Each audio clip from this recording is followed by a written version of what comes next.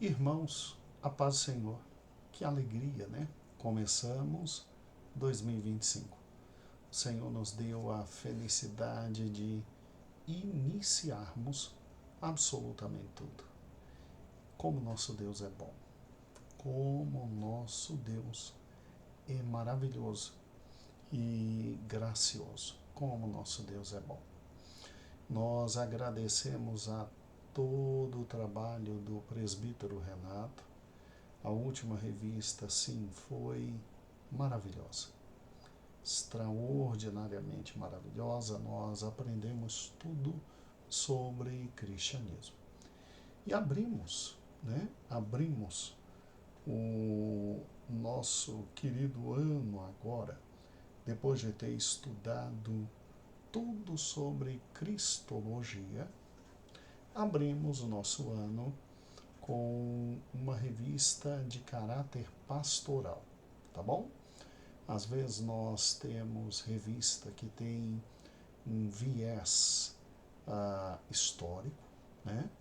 Outras vezes soltamos revistas com um viés mais teológico, como foi a querida revista, né? Do nosso amado irmão presbítero Renato. E agora soltamos uma revista com viés, linha, né, pastoral. Então, é uma revista de natureza muito mais tranquila, muito mais simples para ser estudada e aplicada, e nada melhor do que começar um assunto muito gostoso e fundamental em 2025 para traçarmos e entendermos as questões essenciais no tocante à família, tá? Então, eu vejo essa revista como uma grande bênção de Deus para a nossa vida, para que a gente possa já no início do ano começar a se preocupar com o que tem que se preocupar, né? Daí a primeira lição, muito interessante, uma lição que converge para a questão da prioridade, né? O que é prioridade dentro de um lar? O que é prioridade numa convivência familiar? O que é prioridade no dia a dia? O que é aquilo que não pode faltar? E, obviamente, alcançando esse ponto, tudo se torna um pouco mais simples e fácil, né? Simples e fácil. Então, vamos trabalhar com o estudo número 1, vida cristã e vida familiar. Vida cristã e vida familiar. Bem, vamos lá. Todo mundo que casa e começa um relacionamento não para ruir, né? Um relacionamento não começa para se acabar. Ao contrário, um relacionamento começa para que se tenha, obviamente, ao lado alguém que e de quem precisamos. Afinal de contas, o próprio Senhor, no Jardim do Éden, disse: Olha, não é bom que o homem esteja só. Far-lhe-ei uma companheira, uma ajuntora, alguém que esteja à altura dele. E aí surge a querida primeira mulher. Então, partindo da noção de que realmente é muito difícil viver só, e de que a vida familiar foi algo trazida por Deus, produto da misericórdia de Deus e da graça de Deus, o que é prioridade na vida familiar? Né?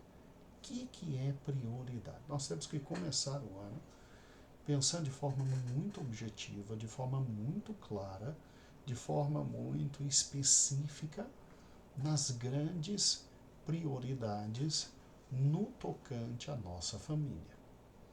E a primeira grande prioridade é você não separar a vida cristã da vida familiar. Não tem como separar. Tá tudo absolutamente junto. Tá tudo ligado, conexo. né? É interessante que o texto áureo que nós colocamos aqui, que está em Josué, capítulo 24, versículo 15, aquele momento da vida de Josué em que ele chama o povo para tomar uma decisão séria do que vai fazer da vida. Josué diz, eu não sei o que vocês querem fazer, mas eu e minha casa serviremos ao Senhor.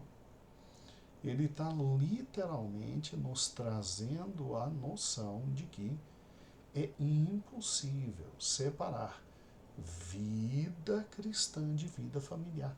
Até porque as coisas estão tão unidas, estão tão juntas, tão inseparáveis, que literalmente vida cristã começa em casa. Vida cristã começa em casa, né? Então, a lição ela tem por finalidade qual é o alvo que você, professor, tem que alcançar. É literalmente mostrar para o seu aluno que a separação que ele faz entre vida familiar e vida cristã está incorreta, porque as duas estão unidas de tal forma que é dentro da minha casa que a igreja começa. Ou seja, vida cristã começa em casa. Vida cristã começa em casa. E eu acho interessante esse ponto, porque aqui a gente vê tanta gente passando vergonha, né? Passando problemas sérios, né? Porque é um dentro da igreja e é outro fora da igreja. É um na igreja e é outro ser em casa, né? Às vezes é irreconhecível.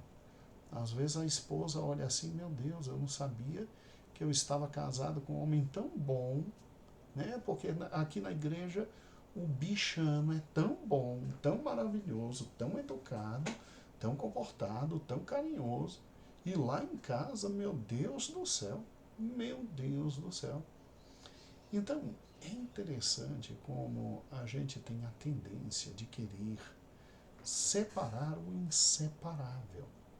Igreja começa em casa.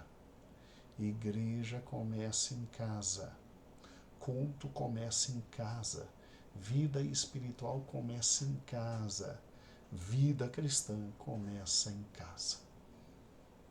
E isso é fundamental, por quê? Porque tem gente que pensa que oração é só na igreja, que leitura da palavra é só na igreja, que cântico é só na igreja, e que em casa pode deixar os filhos jogados, abandonados, de qualquer forma, de qualquer jeito. Meu Deus do céu, nunca foi, nunca será assim. Vida cristã começa em casa. Então, essa é a grande finalidade, a grande prioridade dentro de um lar é que o Senhor Jesus reine dentro da minha casa. Então, vamos à lição, por gentileza. Você já viu que ela tem um toque muito especial de uma responsabilização muito grande e cremos que o Senhor vai nos abençoar.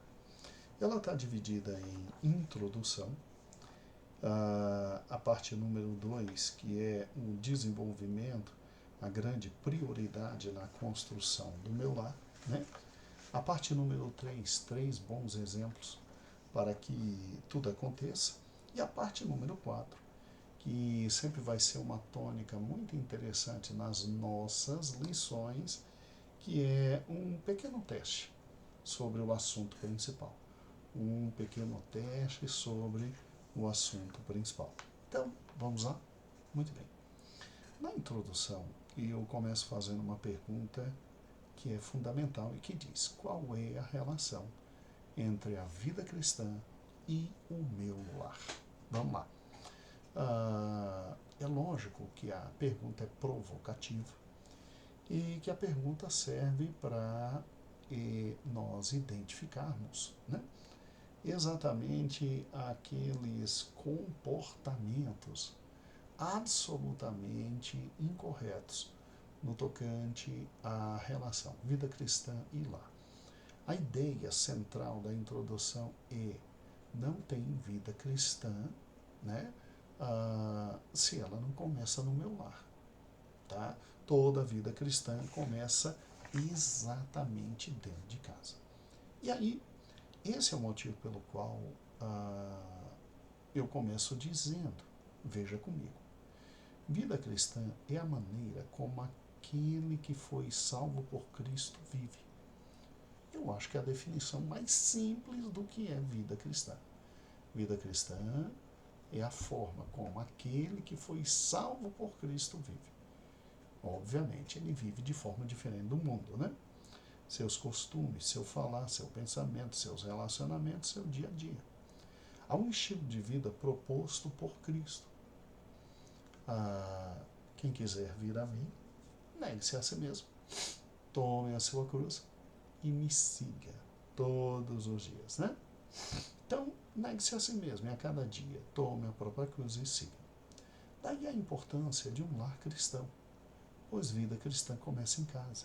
Sim, o cristianismo não é somente mais uma filosofia de vida. É viver no cotidiano a plenitude da vontade de Deus. Isto é, a vida cristã. E meu lar é o local onde tudo se inicia. Entendeu? Vida cristã eu tenho que ter, mas tudo começa dentro de casa. E daí a preocupação daqueles que estão dentro do lar e são servos do Senhor.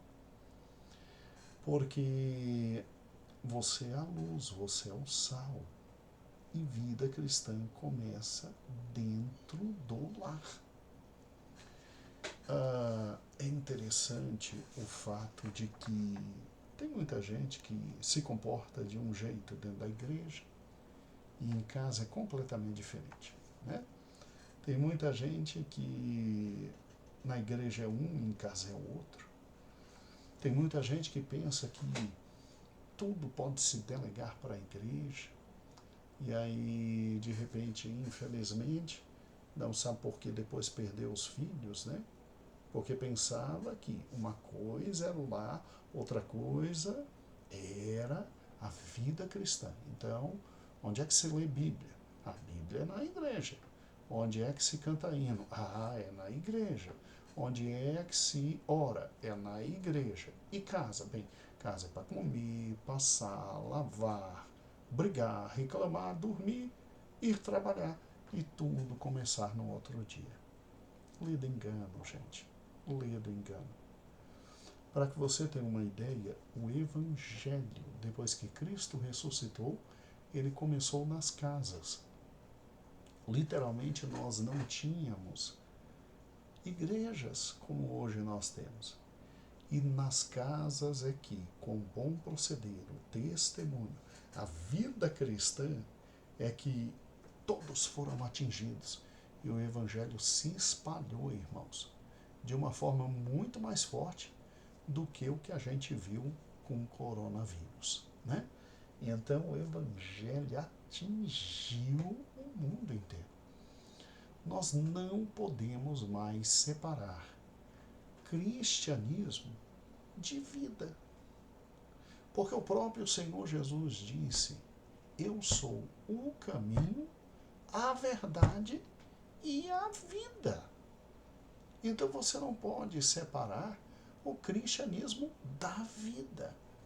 E dentro de casa, Cristo tem que estar. Os valores da palavra de Deus têm que estar. Os referenciais sagrados têm que estar. Não tem para onde correr. Então, olha que interessante, como é muito bonito isso, né? Esse é o motivo pelo qual, no segundo parágrafo aqui da introdução, eu coloquei: querido aluno, o desafio está lançado. Será que realmente vivemos uma vida cristã? Meus filhos, minha esposa, meu marido, minha casa, minhas finanças, meus sonhos, meus compromissos mais sérios, Tudo está ligado à vontade de Deus. Qual é o compromisso que meus filhos e eu temos com a leitura da palavra? E com a oração? E com a presença nos cultos? E com a fidelidade na igreja? E com amor, com perdão? Vida cristã começa em casa. Não podemos nos descuidar dos nossos. Não esqueçamos que se o Senhor não edificar a nossa casa, tudo é inútil. Então, trabalho, educação, moradia, saúde, boa alimentação sem Cristo, minha casa ruirá. Não haverá paz, não haverá amor, não haverá lar, e tudo que tentarei construir cairá. Precisamos do Senhor. Você entendeu? Então, vida cristã é absolutamente isso. É esse fenômeno de que, porque o Senhor disse, eu sou o caminho, a verdade e a vida, não tirar Jesus da vida. Ele é a vida. Então, não tem essa de, na igreja, os casos da igreja. Aqui em casa, então, oração na igreja, louvor na igreja, pregação na igreja. Não. Jesus quer invadir todos os cantos da nossa casa. E não podemos mais separar a vida cristã da vida familiar. Este é um dos maiores erros que estamos cometendo nos dias de hoje, tá? E essa revista, ela visa atacar os grandes erros que estamos cometendo dentro de casa. Aí comete dentro de casa, vai cometer fora, vai cometer em outros cantos. Não vamos mais errar. Deixemos Jesus entrar em nosso lar e, questão de prioridades, ele literalmente é quem constrói meu lar. Então, entendeu a introdução? Aí no ponto número 2 eu coloco a grande prioridade na construção do meu lar, né? Qual é a grande prioridade na construção do meu lar? A grande prioridade na construção do meu lar é que meu lar esteja edificado sobre a rocha que é Cristo, para que ele não caia, para que eu não venha ser arrebentado, para que eu não venha sofrer, para que eu não venha sofrer um revés. Essa é a grande finalidade. E aí nós temos que entender o seguinte. Então, é uma questão de entender o que é prioridade. Porque entendendo as prioridades, a gente consegue identificar a mais importante, correr atrás da mais importante, para ir depois ir alcançando as menos importantes. E o texto em Josué, capítulo 24, é muito importante. Por quê? Porque Josué ele está exatamente ali no final da vida dele. Ele é um homem de Deus, ele é alguém dedicado ao Senhor Deus, ele é alguém fantástico, ele é um grande líder e servo, um grande líder e servo. E você tem que compreender que ele ainda teve que substituir Moisés, né? Que desafio, né? Que desafio, substituir Moisés. Mas ele vai muito bem, ele ouve o Senhor, tem um escorregão aqui e ali, mas se levanta e Deus tem misericórdia. E depois que ele está velho, divide a terra prometida entre os queridos israelitas. Ele em Deuteronômio não, em Josué 24, ele traz as suas últimas palavras nesse célebre discurso em que ele chama o povo a servir a Deus. Ele foi muito inteligente nesse discurso, eu coloquei aí, né? A partir do A, B, C, e ele, em primeiro lugar, ele lembrou todas as bênçãos que Deus tinha concedido ao povo, né? Depois, ele lembrou o povo a necessidade do povo continuar servindo a Deus, porque quem deu as bênçãos foi Deus, e continuar retirando os povos que ainda não foram retirados. Então ainda tinha muito trabalho a fazer. ele previne para que esta geração simplesmente não se afaste de Deus, porque era muito perigoso para o projeto completo que aquela geração se afastasse de Deus, aí tudo que eles tinham conseguido poderiam perder. Então, era muito perigoso. E, por fim, ele então, sabendo que o afastamento de Deus levaria o povo a um juízo terrível da parte de Deus, ele termina dizendo: não sei o que vocês vão fazer, mas eu e minha casa serviremos ao Senhor. Ele foi ao ponto central, ele foi a maior das prioridades. Qual é a maior prioridade para que Israel não caísse na mão dos outros povos? Um exército fantástico é uma prioridade, mas não é a maior. Muros enormes em todas as cidades israelitas era uma prioridade, mas não era a maior. Acampamentos fortificados com gente colocada estrategicamente para avisar que inimigos viriam, sim, é uma prioridade, mas não é a maior. Ele sabia que o maior erro a se cometer aquele povo seria se de repente dentro do lar eles começassem a se afastar de Deus, abandonar o Senhor, que deu toda aquela vitória, e servir outros deuses. Então, a prioridade estava na casa e a prioridade estava em não deixar o Senhor Deus. Gente, não é genial isso? Não é genial? É interessante porque toda grande civilização cai quando a família cai. Todo grande povo está fadado literalmente à queda, a tudo que é ruim quando a família cai. Então, quando você escutar uma galerinha louca que tem por aí, dizendo: nós queremos destruir a família, nós queremos destruir esse fenômeno judaico-cristão de cultura, a família não pode estar nessa estrutura. Meu amigo, fuja desse tipo de gente, porque tem gente que quer destruir a família desde o Gênesis, e a gente sabe que o nome dele é Diabo, a antiga serpente. Então veja que Josué identificou algo que é fundamental. Ele disse: olha, para que todos nós possamos viver, é necessário ter um pacto de dentro de casa servir a Deus. Aqui está a prioridade. A prioridade são famílias aos pés do Senhor Jesus. A prioridade são casas de joelhos perante o Senhor.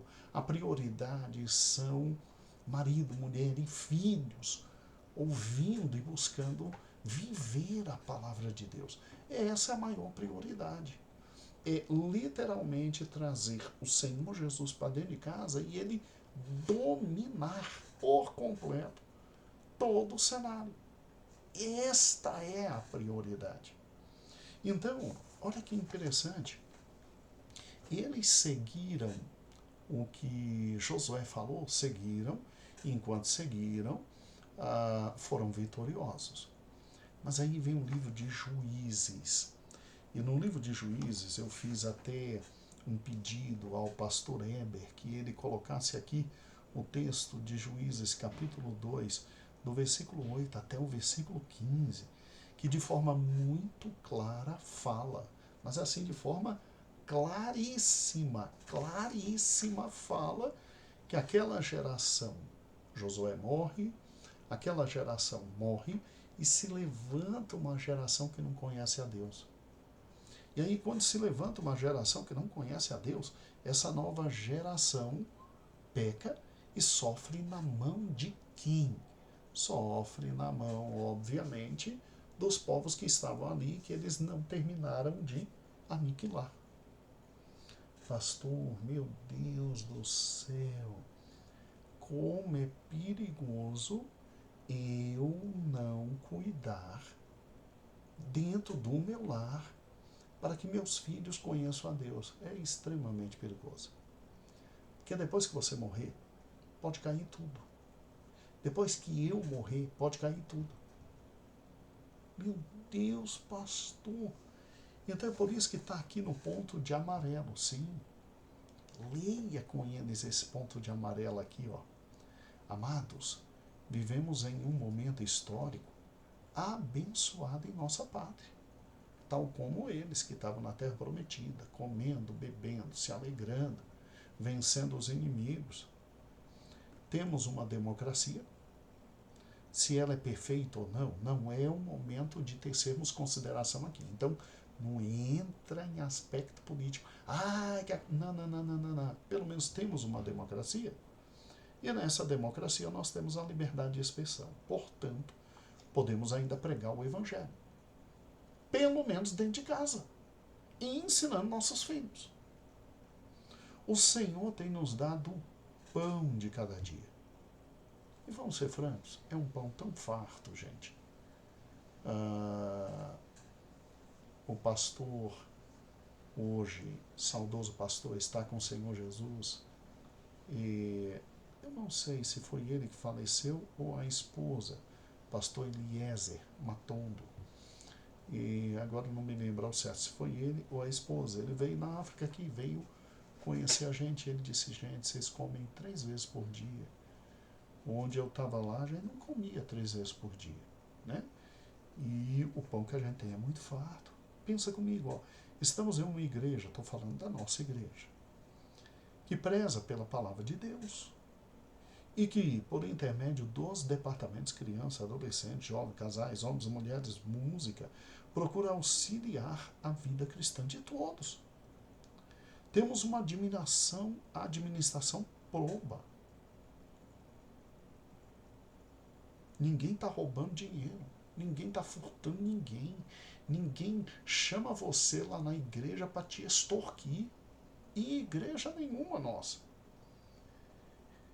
E estamos crescendo em matéria de administração, em eficiência e eficácia.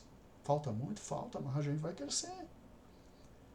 Mas nada disso substitui o compromisso de cada pai e cada mãe de afirmar e lutar por viver. Eu e minha casa serviremos ao Senhor. Não adianta dizer, não, isso é coisa da igreja, isso é coisa do pastor. Não, você tem que correr atrás. Eu tenho que correr atrás. Nós, enquanto pai, temos que lutar por nossos filhos. O Senhor é que sabe o futuro. Mas a gente tem que lutar em oração, em jejum, com bons livros, com palavra, para que eles sejam abençoados. E fica muito fácil deles nos ouvirem se desde pequenos eles já nos ouvem. Então, olha a importância de um culto familiar, de oração, deles estarem junto com a gente. Gente, Josué identificou, Josué disse, olha, depois que ele fez o discurso e etc., ele identificou que tudo depende da questão familiar. Ele identifica que tudo vem da questão familiar. É família. É família. Tudo começa lá. Então, se você parar e pensar, Josué deixa de forma muito clara e absoluta que o tabernáculo que estava em Siló, nessa época não tinha templo em Jerusalém. O tabernáculo que estava em Siló só ia funcionar se todo Israel em casa ensinasse os filhos, ó, tem que levar as ofertas, os dízimos, tem que ir para Siló 3 vezes, tem as grandes festas. A coisa só ia funcionar se dentro de casa você ensinasse seu filho.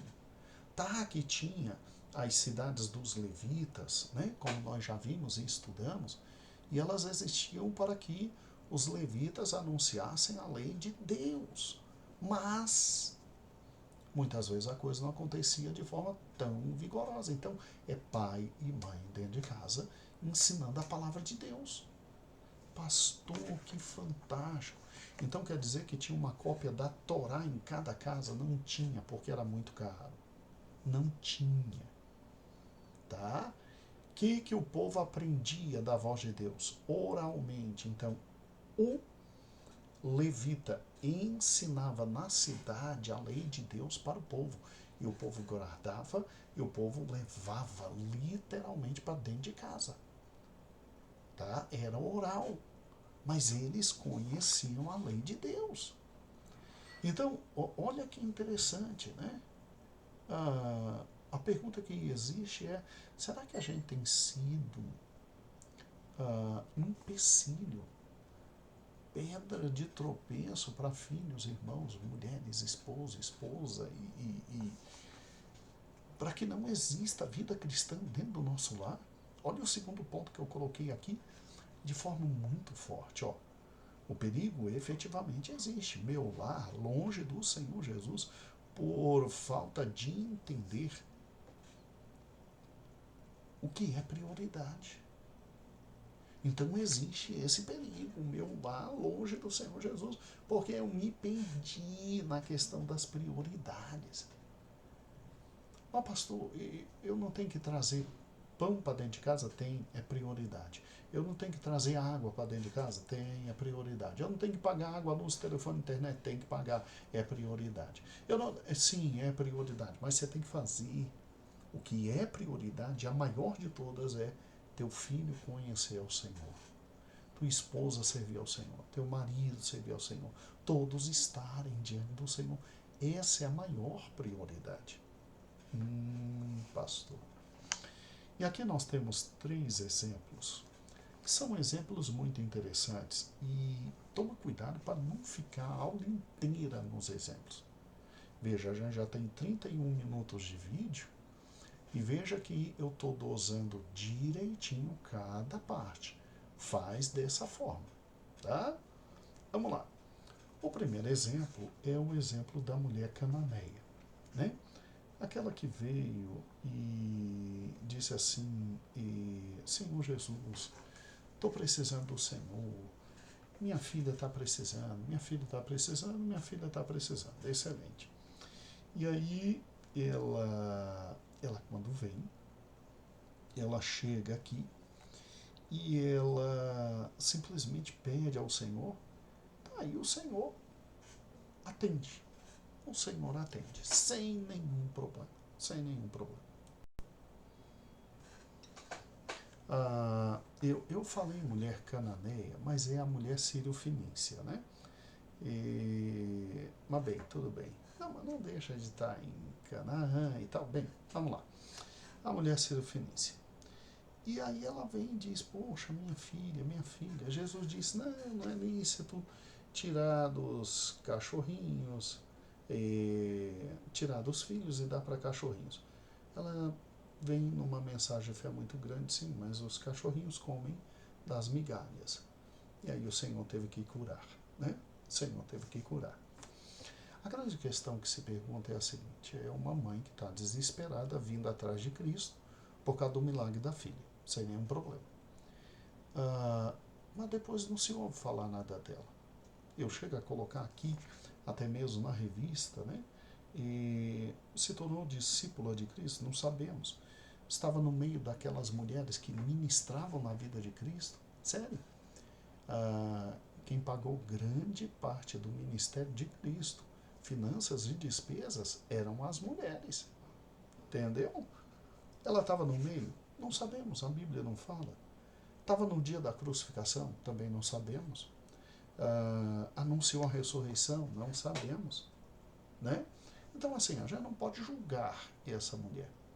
Se ela estava, não estava, se ela depois aceitou ou não aceitou. Mas a gente pode pensar o seguinte: se essa mulher um dia voltou e serviu a Deus, ótimo, parabéns. Mas se ela não serviu e não voltou, se ela buscou Cristo só por causa da bênção, aí é doloroso, porque tem gente que diz assim, eu só preciso de Cristo no momento que a coisa está ruim. E aí Cristo está na casa dele só no momento em que a coisa está ruim. Só quando precisa de um grande milagre. Só quando precisa de uma grande bênção de Deus. Gente. E aí, quando alcança a bênção de Deus, nenhuma preocupação extra existe. Não é assim que se relaciona com o Senhor. E, de maneira alguma, deve ser essa a compreensão entre Cristo e minha casa. E eu não devo viver com o Senhor e levar minha casa ao Senhor por causa das bênçãos do Senhor. Elas virão. Deus terá misericórdia. Mas minha casa está na presença do Senhor por causa do Senhor. Do Senhor. Tá? Por quê? Porque Ele é Senhor. E Ele tem que ser o Senhor da minha casa. Tá bom? Agora, não sai dizendo que essa mulher nunca mais voltou e etc. Eu mesmo deixo essa dúvida, mas tem gente que infelizmente procura o Senhor e depois que alcançou, morra. Né? Não é assim. Não é esse tipo de relação que nós temos que ter. A gente tem que também tomar um cuidado muito grande, porque o outro extremo na relação entre casa e vida cristã é o que aconteceu com o profeta Samuel. Samuel foi o último dos juízes, sim, aquele filho de Ana, Eucana, aquela história linda e maravilhosa, e que você não precisa contar completamente, mas Samuel, ele serviu tanto a Deus, que ele, assim, parece que esqueceu de cuidar das coisas dentro de casa. E aí, na sua velhice, os seus filhos, Joel e Abias, não eram reverenciados como ele. O povo chegou a dizer, não, ó, você está velho, escolhe um juiz, porque teus filhos não vão governar sobre a gente, porque eles são pilantras, eles são ladrões, eles aceitam suborno, eles são tudo de ruim. E aí a gente para e pensa, meu Deus do céu, adianta se aplicar completamente a obra de Deus e esquecer o lar? Adianta se aplicar completamente a obra de Deus e esquecer o lar? Gente, é dentro de casa que começa. É na minha casa que inicia. Meus primeiros discípulos são meus filhos. Porque senão eu vou ganhar o mundo inteiro e perder a alma dos meus filhos. Se meus filhos quiserem depois sair, abandonar e etc., mas eu tenho que lutar. E eu não posso olhar para a vida espiritual e dizer, vou viver só a vida espiritual e deixa a vida familiar que ela se encaixa. Não faz isso. Tem gente que vem e só busca a vida espiritual quando a vida familiar está toda quebrada. Então, é aquele tipo de gente que se dedica realmente muito à vida familiar, né? E eu não posso negar que a mulher sírio-fenícia, ela tinha um compromisso grande com a vida familiar. Ela veio de longe, muito longe, para poder ter de Deus exatamente tudo. Agora, não se diz depois o que ela fez, e eu não estou julgando a mulher sírio-fenícia. O que eu estou dizendo é que tem gente que se dedica tanto à vida familiar que só está na igreja exatamente no momento em que a coisa aperta. Aí depois que ficou tranquilo, volta à vida familiar e pensa que a vida se resume à vida familiar. Tem gente que faz o contrário. Como Samuel se dedica tanto à vida espiritual e ministerial que se esquece da vida familiar. E aí tem problemas. Eu creio que o exemplo mais bonito está no ponto 3. Vamos lá? Exatamente aí no querido 3.3, né? A senhora eleita. Ó, que bonito. Aqui você pode ler com ele, eu te permito. Aqui temos outra mulher, e tal qual a primeira Bíblia não narra seu nome. O apóstolo João chama de eleita. Características dessa irmã são fornecidas. Muito amada pelo apóstolo e por todos que tinham conhecido a verdade. e uma mãe comprometida com a criação de seus filhos no caminho do Senhor. Pois o apóstolo, no versículo 4, diz: ao encontrar alguns dos seus filhos, muito me alegrei, pois eles estão andando na verdade, conforme o mandamento que recebemos do Pai. Gente, já imaginou que coisa linda? Tá, eu sei que tem gente que interpreta essa expressão, a eleita, como igreja, e que os filhos seriam os crentes da igreja. Mas é possível as duas interpretações. A eleita como uma mulher, e João literalmente escrevendo para essa mulher, falando dos filhos dela, né? E eu creio muito na primeira grande interpretação, que é essa, até porque a mais tradicional é a que vem desde a época do início do cristianismo. E vamos ser francos, como será que ficou o coração dessa mulher, né? Que aparentemente conseguiu ter equilíbrio entre a vida familiar e a vida espiritual, a vida cristã. E equilibrou de tal forma que João, o único apóstolo vivo nesta época aqui, foi o último a falecer dos apóstolos, ele disse: eu quero dar testemunho, eu encontrei seus filhos, tá? Encontrar aqui está no sentido de conhecer, conversar, conviver, ficar um tempo com. E olha, muito me alegrei, porque eles andam na verdade. Parabéns. A senhora criou filhos para Deus. Porque se andam na verdade, andam em Cristo. Porque Cristo é o caminho, a verdade e a vida. Então, gente, olha que coisa formidável. Isso aqui tem que ser um sonho meu e seu, a gente conseguir depois ouvir de gente dizendo assim: olha, encontrei seus filhos.